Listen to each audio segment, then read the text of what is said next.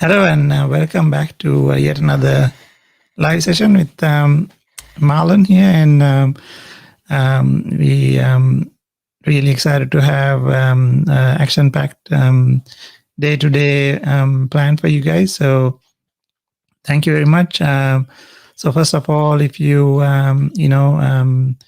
joining this session from somewhere, please let us know where you're connecting from, and what city are you in, and most of all, if you have any things that you would like to ask myself or any one of my colleagues, I will get that answered. So today we have a special guest that we'll have a little bit later on joining our show. So that's Ruqayya Khan, all the way from Dubai. So yeah, so when she joins in, I'll make an introduction and share that details, and hopefully we'll have a chat to her and ask some questions. So um, please say hello, and hopefully I can see you join online. So this is our session number 4. So what I wanted to share with you is that why we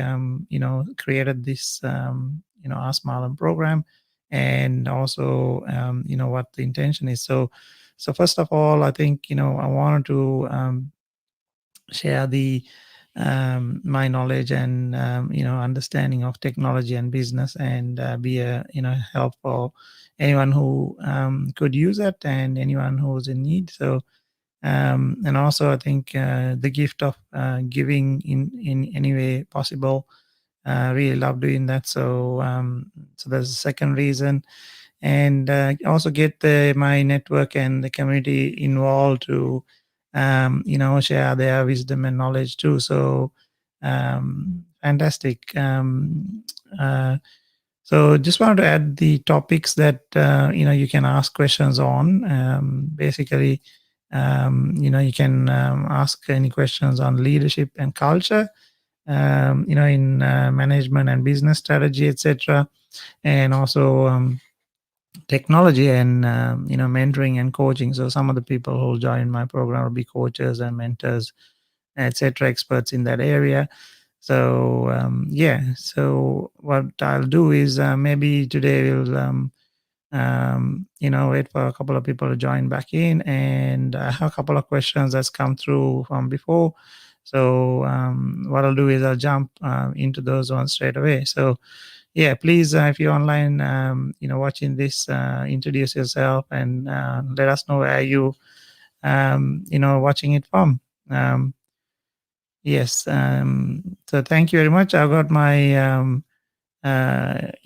marketing social media guru D on the back burner. So she'll produce this and help me operate the back end. So the first question that we have is from I think it was from Madhuka. So this came on the email. So Madhuka says, I'm into IT sales industry and in the system integration area. What are the best recommended sales strategies we can apply to the market in a pandemic situation like this? And also said that second part of the question is not popping up, is that if a lot of people are not spending money, and sort of cut off a lot of projects. So Madhuka, thank you very much. It's a good question. So I would say in the pandemic time, definitely the system integration work. And Madhuka, also what happened is that with all the evolution to most of the systems to the cloud, what happened was the system integration work became less and less, as we went forward. So um, sales strategy in this one is to, like what we're doing here, is to create content, and I would say to, make connections with as many people as possible in the network, and host any sessions if you can, like on Zoom or webinars, and reach out to the people and your perfect audience. Get in touch with a coach who can help you with that. I have a few of them on my network that definitely are very good to help you expand your business and expand your sales reach, I would say. So, and from a situation of people less spending in technology right now, I think is a short term thing, because what's happening is we getting a lot more funding and areas in government and special authorities providing assistance to companies to do marketing or do technology. So in Australia, there are a couple of grants that's been provided to allow people to grow and keep the sustainability of the companies and their IT and technology spend happening. So you can find out in the local areas what's available, and keep working on that. So, and from a company point of view, if you stop spending on technology upgrades and things like that, you need to think about how that'll impact you as you go forward, because what will happen is eventually that work will catch up to you. So you got to somehow provide funding, or even use some kind of a different methodology to get those changes applied. So talk to your vendors and talk to your suppliers, and see if you can get some assistance, and keep it going. So because you don't want to get caught out to 1 year down the track that have to fork out a lot of money, or the system's not secure. So especially the security areas, you cannot skimp on those things. So hopefully that answers your question, Madhuka, and I love to have more questions and any feedback from that. Anyway, you can email us on Ask Marlon at biztechglobal.com. So let me just put that email up there. Yeah, hi Nada, how are you doing? Yeah, please say hello, Johan. So yeah, that's the email address there. If you have any questions, please email that. Next one we have is here's on the mini. Good to have you, all of you, Devni. Next question here I have. Let's bring it up on the screen.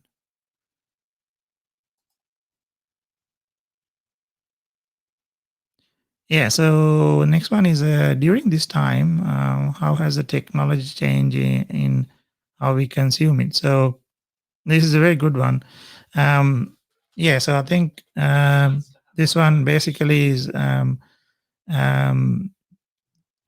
technology, how we consume, definitely has changed during this time. So how let me frame that question properly. So before the pandemic happened, how we consumed IT services, technology support services, and things like that were very confined, office space, or in a company, like in a structured way. So we had certain things we had to do. People in the office would visit you and fix it, or remote service, or whatever it is. So some of the I would say more than 50 or 60% of the major corporations had service desk running remotely and things like that. But the services all consumed through mainly through the office infrastructure and internet, and servers and things like that. So the security systems, the Wi-Fi, all those things were like managed and monitored, and operated through a corporate support service, or a network security. So we call it a SOC or a NOC, security operations center, or a network operations center. So when the pandemic happened, what happened was that we went towards not doing that anymore, and most of the services are being consumed now from home or remote place or wherever you are. So definitely the change has happened to using your own infrastructure and your own internet services and stuff like that. And it has been a bit of a challenging. So some people who wanted, I guess, services running on, like, I don't know, let's say they need to print and the printer is not working, or the second screen is not working, things like that has challenges that, because the IT services team don't have access to those things. So I've seen certain people have a bit more trouble in trying to get those things resolved, bit of frustrations and things like that. But I once people work through it, they manage to get things sorted out. And most of the organizations services, they basically manage to augment that to pretty quickly to provide that support that they required. So um, that's how we, I think, changed how we consume the IT. And most of the services are based on cloud and things like that. So at the end of the day, if we provide that service and that is available 24/7, and from where we are, then it supports the team and the business in a very, I would say, continuous way. So it's a good thing. So a lot of the companies had already moved to the cloud and they were pretty prepared for this situation. So hopefully that answers the question. Um, so next one, let's bring that up. I think.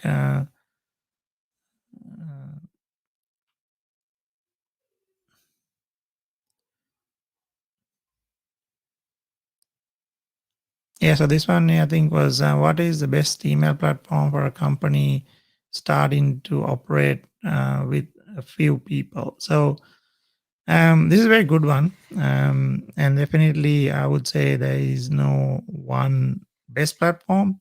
I think it's depending on the scenario. So, for example, let me take a couple of examples. So, if we have a company who just want email and a couple of documents online, and collaboration using mobile phones and things like that, we can use a platform like Google.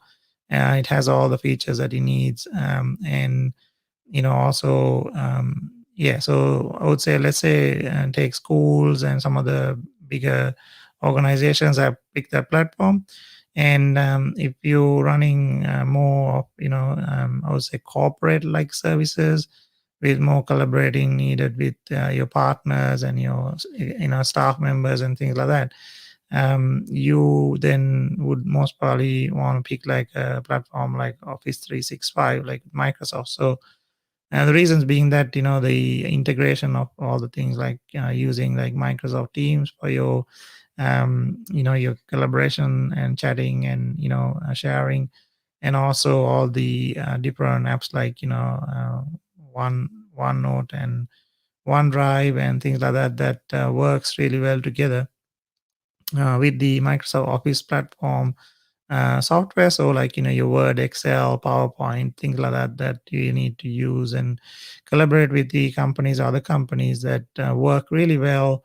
If you need those products really, working as a core product. So I would say that there is basically the platform that you want to use would be based on exactly what your requirements. So if you can list the requirements and list the services you're offering and the customers and the vendors that you're offering it to, then basically you can maybe narrow it down. So um, what we can do is, if you have further details, send us if you need further details on that or need a bit of help, send us an email to that Ask Marlon email address. What I'll do is I'll get one of the team members to get in touch with you and basically, help you out there. So, next question, let's see what we have here. Yeah, Nada is asking questions. So, thank you, Nada.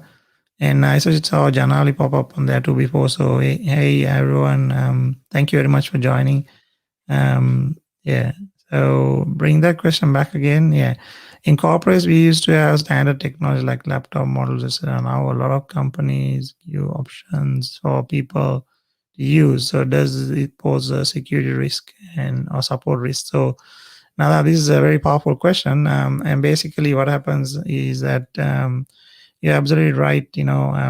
Still some of the bigger corporations like, the banks and larger organizations that have, I would say, a bigger, security governance or a technology footprint will provide standard, we call it SOE.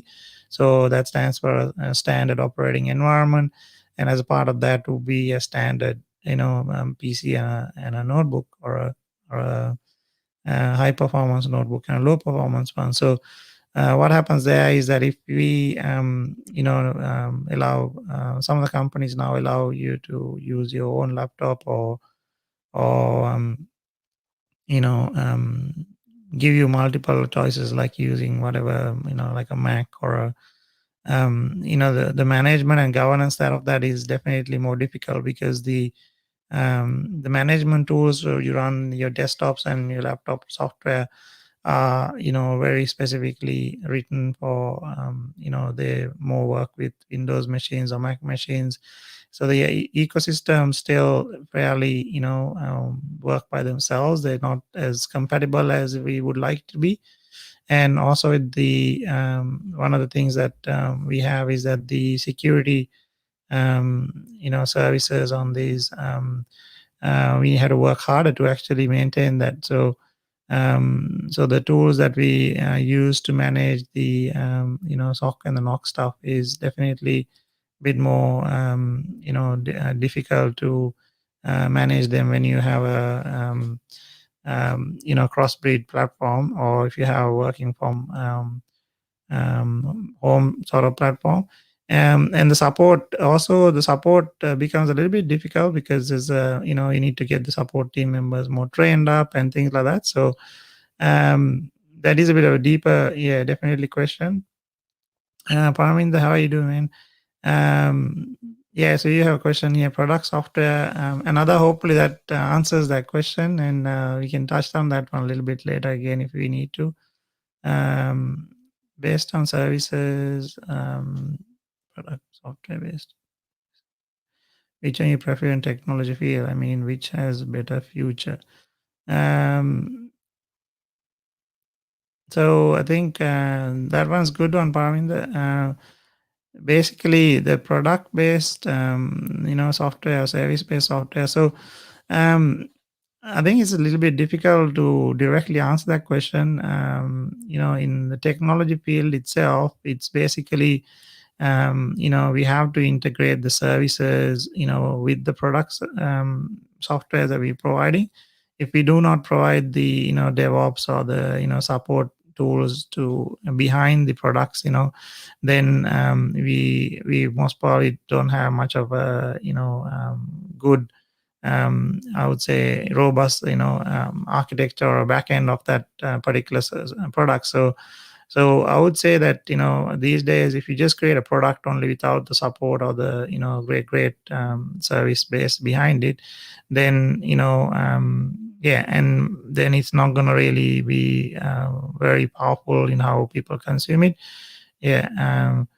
So the first on that one, I just want to touch a little bit more. In most of the products that are, or we call it a product, but most of the software that we're offering these days are like a service based subscription offering. So that works really well in the retail consumer market. And if you're working on sort of large software bases like like a big system or something like that, it becomes a product, but with service as support. So hopefully that sort of answers the question. I would say that it's no one best thing, but it's more orientating towards the services. So hey Lassie, thank you very much for joining. Yeah. So um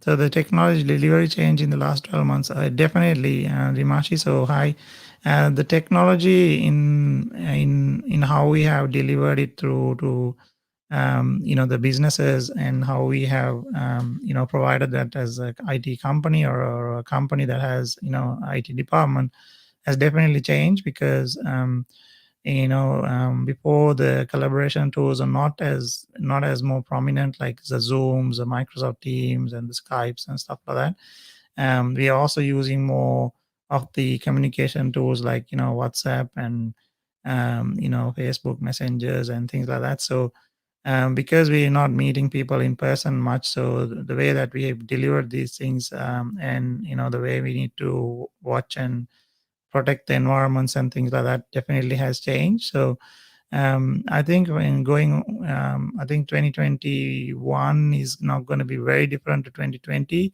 until the latter part, until we get all these vaccinations and things done, and travel and moving to work into offices and stuff is more prevalent. So at the moment, like for example, in Sydney, we are moving around a bit more freely, because we've not had touch wood, COVID for locally. So obviously with care and precautions, but so hopefully when the world gets towards that side, then we hopefully will change the way technology is delivered again, like meaning like in offices and in public places and things like that. So yeah, hopefully I will get back to those questions. So I can see my good friend,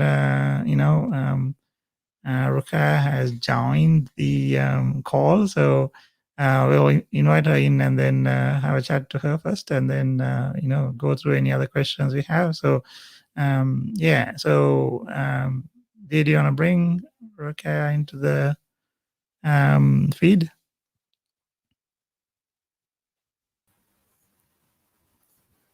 Hey Ruka, how are you? I'm good. Hello, hello. I'm good.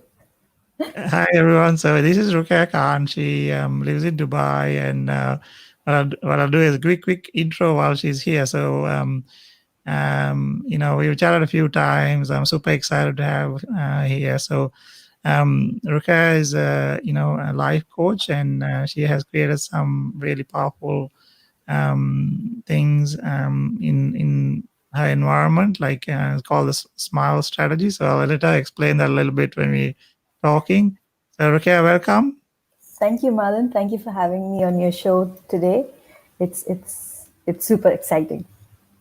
Thank you. So yeah, I've been waiting for the day anyway. So um first thing is first is um team, if anyone, and anyone watching on the live, if you have any questions for Rukia, as as a life coach, as a coach that helps people brighten and up their life, and live it to the fullest. If you have questions, please feel free to, and put it here. And if you don't, if you're not live here and you watch this after the recorded session, then please still post them here, or send it to us, Marlon, at biztechglobal basically .com, and we'll get those answers to you. So how's your day been so far?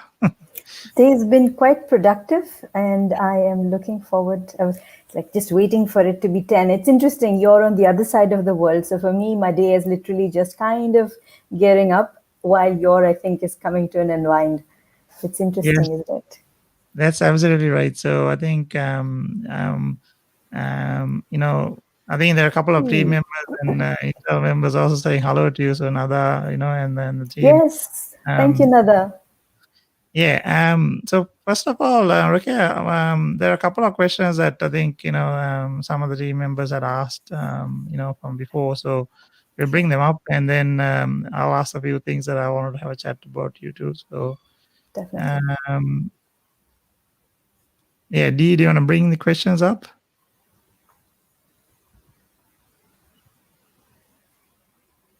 So the first one is, Hmm. what is the most common issue do you see with individuals during the pandemic, and how do you sort of help? I think, yeah.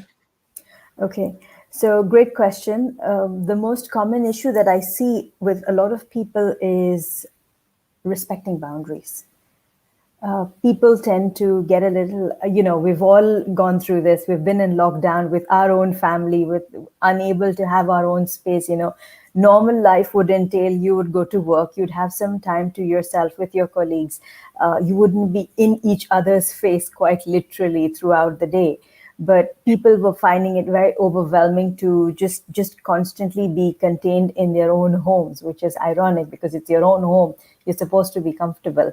And the whole concept was understanding boundaries, having a time frame for everything, anchoring work in your workspace was the difficulty or the challenge that people were facing. So that was one of the most common issue that I was seeing with people during the pandemic. Not a problem. And just continue on that, Rukia.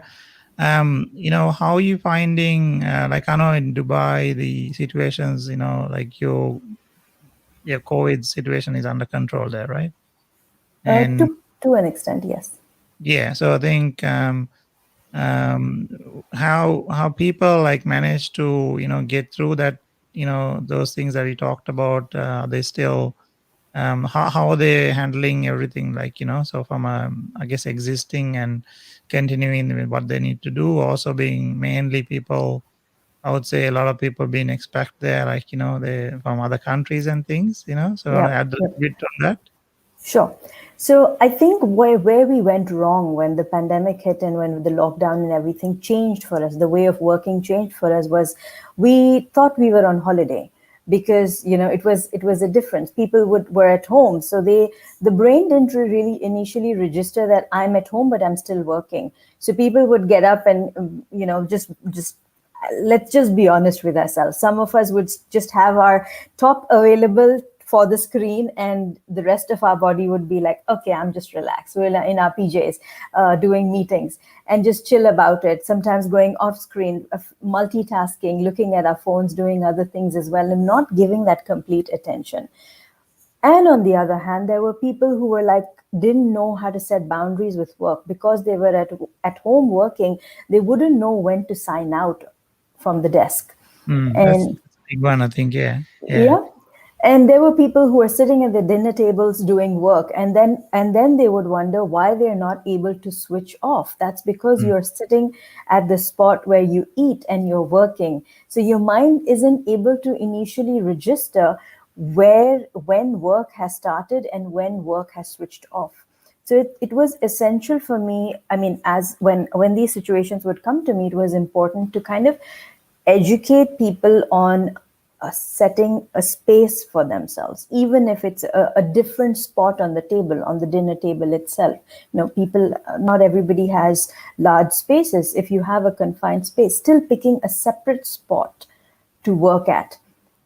And also boundaries itself with your own family members, for that matter, with your children. Moms who've got children studying at home, letting them know that this is my time to be working and this is your time to be doing what you need to, and then working your way through it. Just setting a pattern, having a time management frame, knowing that this time is for this and this time is for this, is so important. Predictability, because suddenly everything was so uncertain around us. Having some level of certainty within your workspace and home space was so important. Absolutely. And I think a couple of things that I do is like, I'll get dressed up for like, my sessions Yeah, and that's important.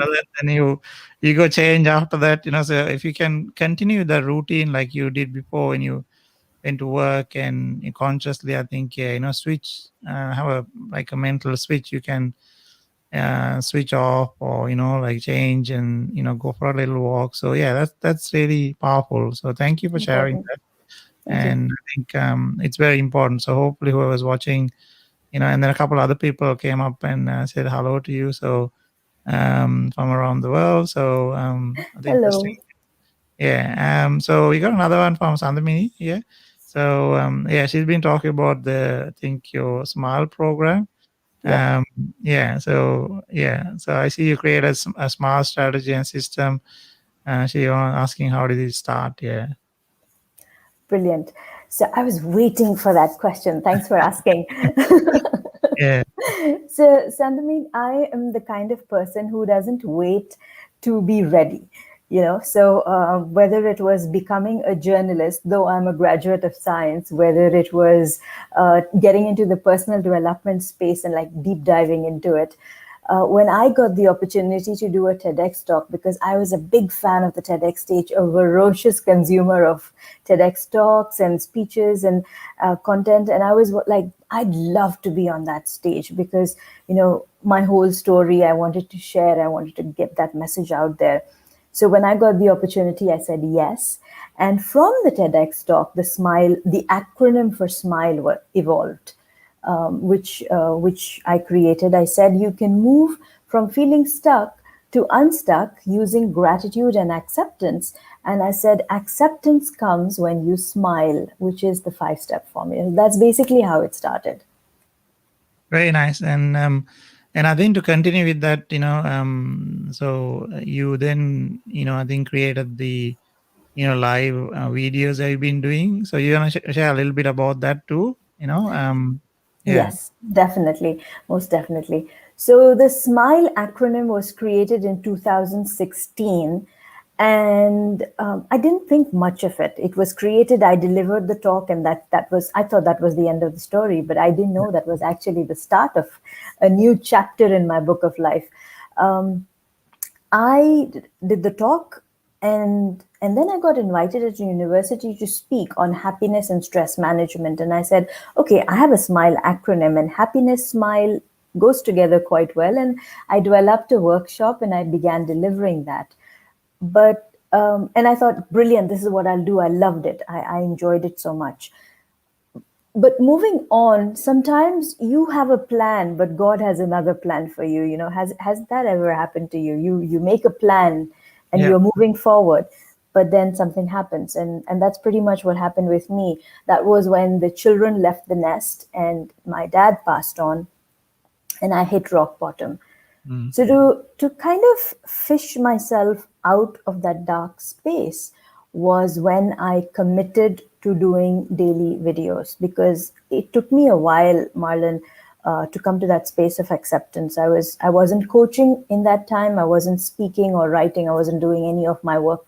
But sometimes it's some conversations that really stir you out, and it was one such conversation.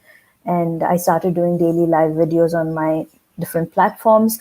And I am currently, today, I will be on day 1031 of that commitment. And That's daily, fantastic. Yeah. yeah. I So think show up early. everyone watching this and everyone watching it recorded, you have to connect with Rukaya and check out what was the videos called? You call it It's called Connecting the Thoughts. yeah, So connecting the thoughts, and it's on Facebook and all the platforms every day. Go and watch a couple of ones, there, and then yeah, that's my favorite time when you pop up on live. I go and watch it, slowly later on.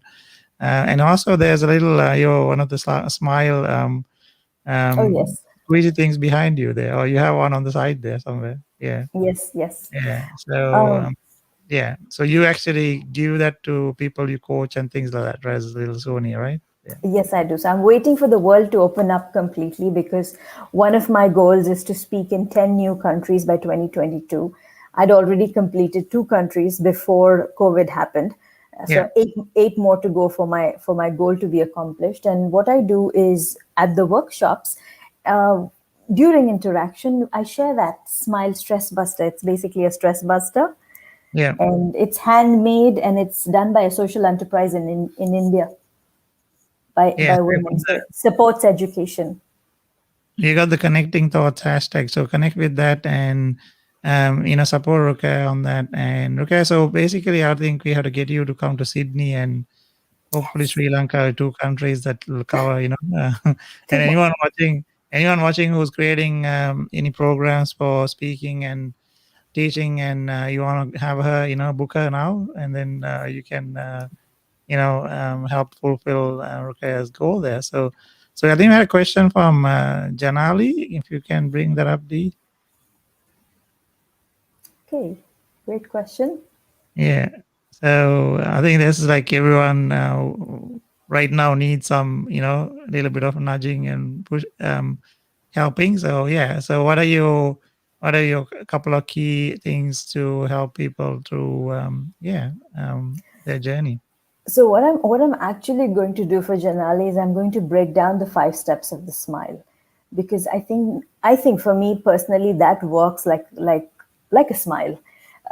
So she says Absolutely. some tips on staying on course and focused is to, first of all, when you are feeling a little out of line, uh, it's important for you to silence your mind, wherein you're any of the thoughts that are going on, we tend to go off focus because we are constantly having a chatter in our mind. We're either second guessing our decisions, or we're second guessing our worth and the ability to take a decision. So you need to first of all silence your mind, and be kind to yourself. When we kind of off track, we tend to beat ourselves down, and we have all those negativity. So just silencing that out. And M is manage your attention. Bring your attention to the things that are possible instead of that what it isn't. Also, bring your attention to understand why you are unable to focus or stay on track. It just could be something very small that is troubling you. So just bringing your attention to understand what it is and then identify with it. I stands for identify the intention. Why is it important for you to stay on track? Why is it important for you to be focused? What would happen if you did that?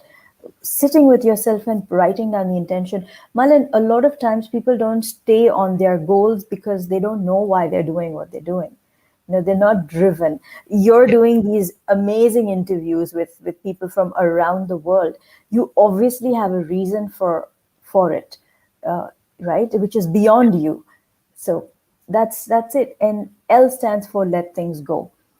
If you've had a failure in the past, if you've had some kind of experience which makes you feel fearful of the future, any such thing, letting go, apologizing, forgiving people that you need to, forgiving yourself for having gone wrong. And E is energize the possibilities, as in putting things into action. It's so important. We talk about so many things, but it's also important to put into action. So whether it is the silencing the mind, whether it is attention, intention, letting things go, it's important to actually practice these things one step at a time. So yes, these are my tips on how to Absolutely. stay That's on that's course. um that's beautiful. I think the SMILE acronyms that obviously relate to the real work that we need to do. So um let's say take that to the next level a little bit, Rukia. So let's say someone's started that, and I don't know, be more conscious about how they go about do things, and have a purpose around, etc. What would you say the best routine for them to do that? Like, do they start in the morning and do a bit of meditation, or yeah, maybe a little bit of like, bit of a kickstart on how they could do that. So I have recently, I'm a recent convert, because I used to, and I'd like to say that because I was someone who would start my day at leisure, but now I've kind of switched around, and I'm beginning to see the benefits of it. So if you start your day early, it kind of gives you more time, because the world hasn't really caught up with the 9 to 5. So if you're waking up, say at 5, you already get a pocket of time which is totally your own, which is undisturbed, and also your body and your mind is at an optimal level. So if you consume content at that time, whether you're via guided meditation, or whether it's some piece of positive information that you're taking in, it definitely gives a kickstart to your day.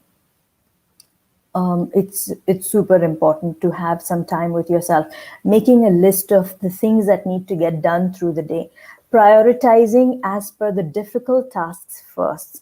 It's not just about making the list, but it's also about making the list and then marking out what needs to get done first.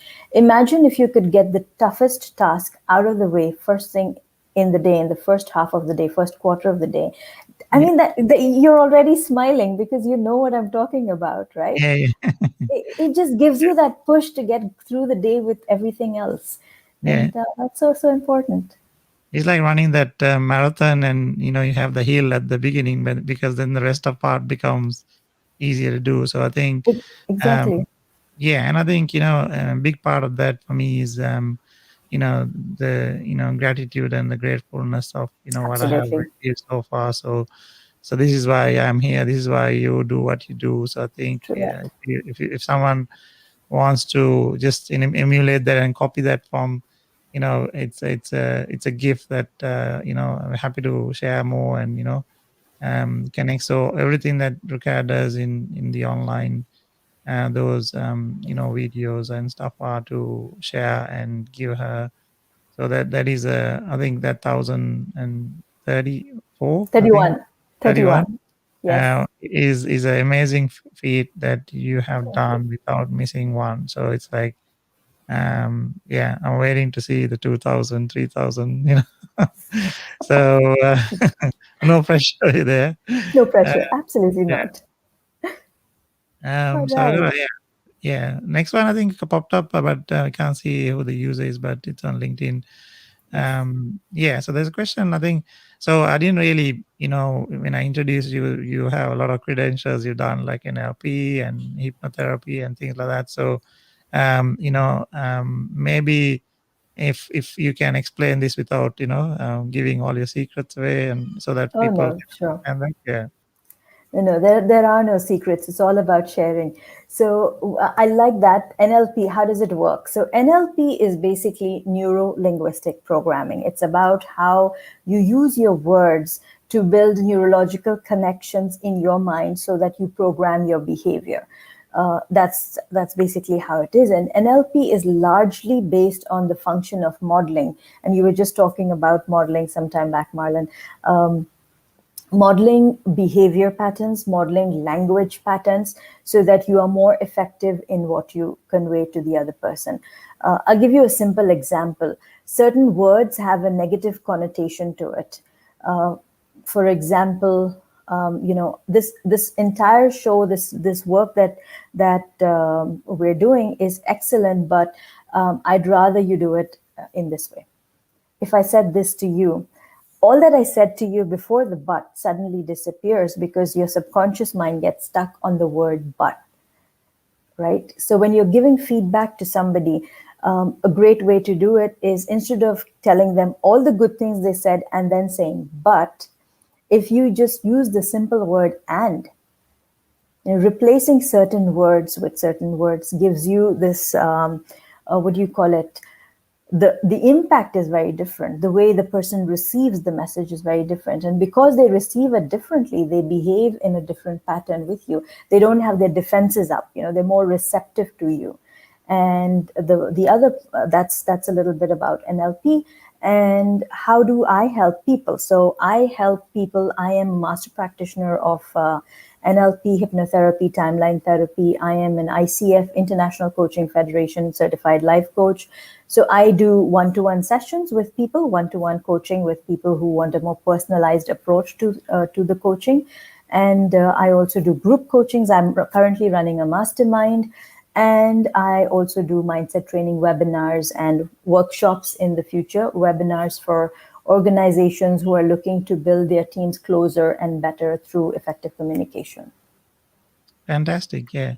So everyone, I think watching watching the live or recorded, we'll put Rukia's details. Please connect with her. We'll put her course program also if you want to find out. And Sure. in LinkedIn, Rukia, tag, and you're already on that post anyway, so you Yes. can reach out to her definitely. Um, yeah. So I think from as you share a lot of the tips and I guess things that you do, there's so much of we can learn and we can apply to ourselves, to our environments, to our community, to our nation, if you want to if you're running those programs. So So everything starts at home, so I think the thing that we always share, Rukia, is that like when you're getting on the airline, that we are not doing much lately, but you have to put the oxygen mask yourself Absolutely. first, so Absolutely. so and this is what the whole point is. So you have to not look outside but look inside, and really understand that if you smile, the people around you will smile. If you have a really grumpy bum attitude, then you may you may find that happening back to you. So I think we decided to do good things, and provide that attitude and happiness to people around us, so in organizations and coaching and what we do. So I really love that. Any anything you want to add, like you want to say to people before you jump off the call? I think we have another question here Oh yeah. from Okay, Minder. I didn't see that. Sorry. Yeah. Yes, yes. So, and that's such an important question because yes, it is that people have lost jobs, business in the pandemic. It's kind of a phobia for many people. So, how do you get over this and start a new, fresh beginning?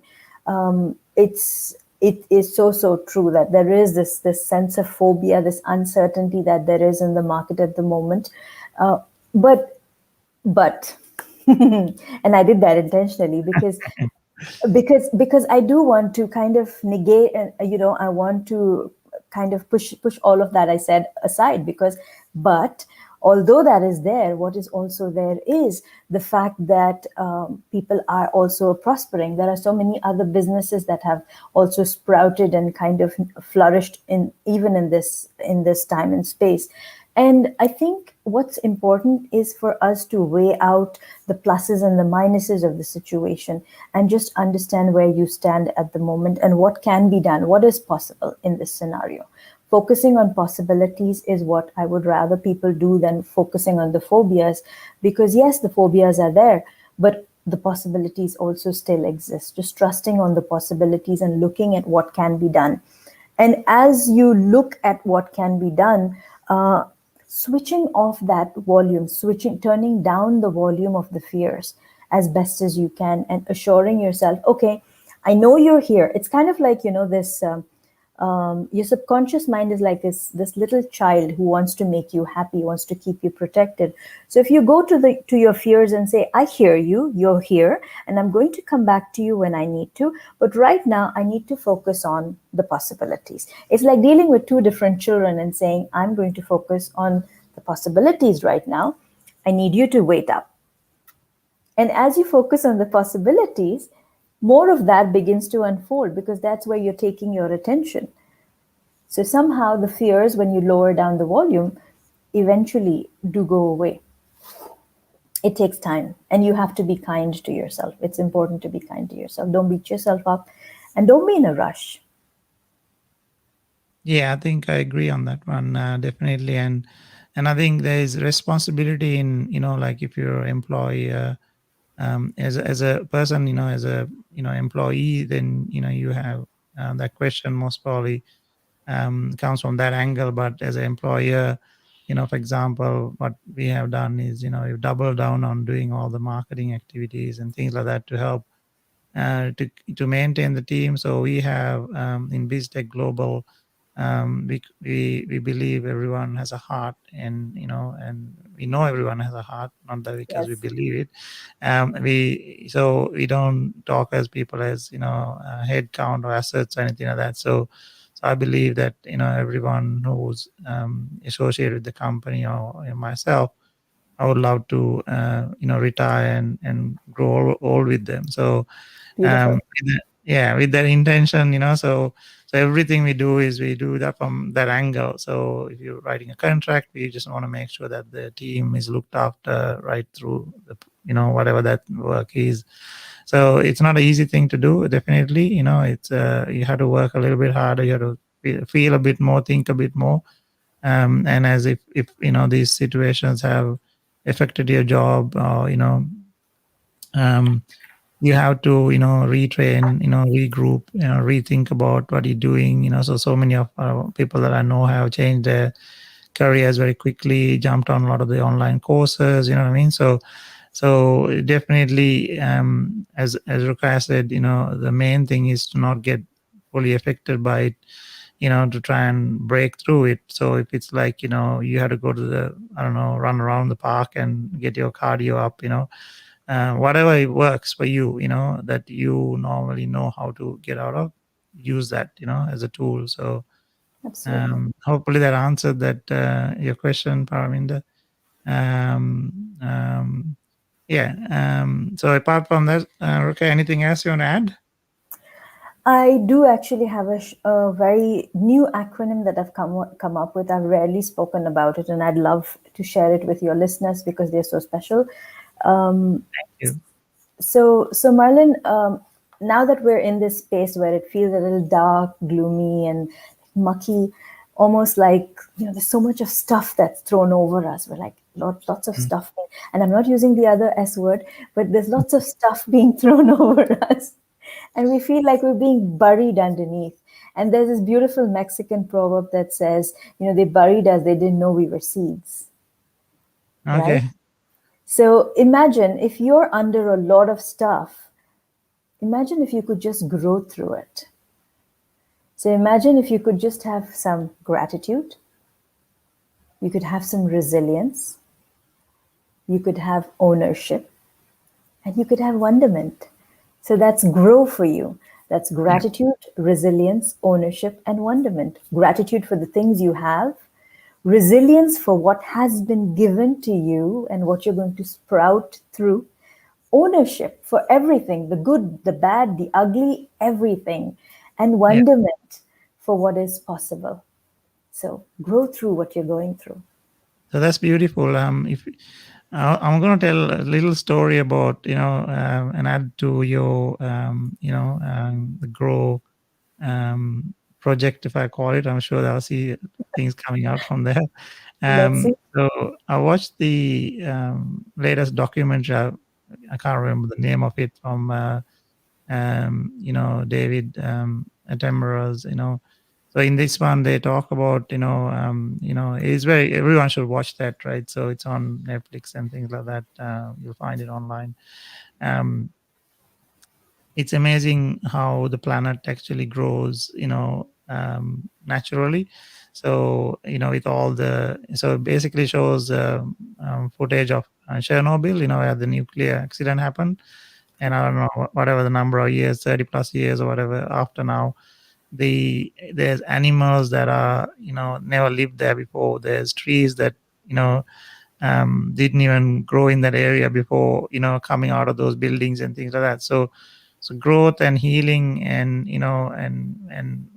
I would say regeneration, all is part of our own ecosystem or our DNA. So we have to really, I would say, hone into that, and um, feel that, don't have to understand it, because it's actually part of nature. You don't need to technically understand how that works, but know that if you do those things, and if you stay positive, and you can heal, and you can get out of these Absolutely. any situation. So yeah. So thank you very much, Ruka. I just wanted to be really, say that, my heartfelt Thank you. thanks to you. And I cannot wait to jump online and have a chat again to you, even if it's not on live. I'd, Yeah. I'd, I'm just waiting for the time that I get to meet you, and whether it's in Sydney or in Sri Lanka, wherever it is, because Marlon, this is the work you do is super special, and it comes from this place of authenticity and honesty, and I really respect that about you. Thank you so much, Marlon, for being the person that you are. Thank you very much. I really appreciate that. Yeah. God bless. God bless you too. So thank you, everyone. Hopefully, you enjoyed that, segment with Rukia. And basically, I just wanted to go to our next segment. I know we've, spent fair bit of time discussing very powerful subjects. So we'll go to the shout out segment. So this is when we introduce a couple of my, people online and say hello to them. So yeah, so let's bring up the first one. Is Edward Zia. So I think we had Edward before on the thing. I just want to say that Edward is um, Edward is basically yeah. Let me just close a couple of these things. Yeah.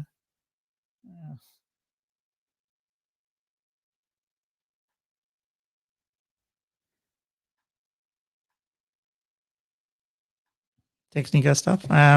Yeah, so I think Edward has been fantastic in helping, his network and people around, to improve their communications and really become a coach into persuade people's, their presence, their messaging, their, how they communicate with everyone. So build their network. Edward, thank you very much, man. I really appreciate the chats we have and the interviews, etc. I was going to play a video, but we're running out of a little bit of time. So we'll do that maybe next time. So the next one I wanted to bring up here is also one of Edward's. I met Dr. Liz at one of Edward's meetups. She lives in the Gold Coast, not in Sydney. Dr. Liz, it was fantastic meeting you, and really loved the amazing work that you do in helping people, with their nutrition and taking their, I guess, living their life to the fullest. So you have obviously done all this, extra work to really, understand and study that area. So I'm not expert in that. I think that we all need to connect with her and really follow her messages and updates. So please, I will put all the contacts and links in the post. If you're live, make a note. If you're watching the recorded session, please connect with Dr. Liz. She's a fantastic person, and say hello to her. So that's all the shout outs we have. So today, thank you very much everyone for basically being online and helping hopefully ask questions, and we answered them adequately. If you have anything, please send it to Ask Marlon at BizTech Global like you have done before. So that's fantastic, because we can then have them all prepared and ask them from you. So thank you so much again for we'll come back online in 2 weeks, and basically take everyone through maybe another guest, and ask them any questions. So happy to be here again, and thank you so much. We'll also make some snippets out of these the real powerful questions, and post them online. Yeah, thank you everyone. Thank you, Devni. And who else was there? Let me see. Another LinkedIn sometimes doesn't show Paraminder, Janali, Sandamini, Justin, Johan, Lassie, Dimashi. If I missed anyone, thank you very much for your contribution and being here. I just want to do a departing message. So basically, parting quote is my usual one. So Rukshana's there too. So Rukshana, thank you very much.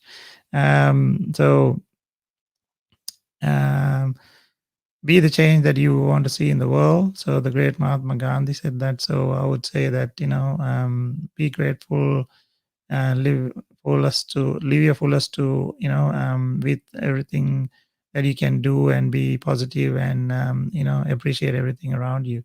Thank you very much for today, and take care, and my blessings. Bye for now.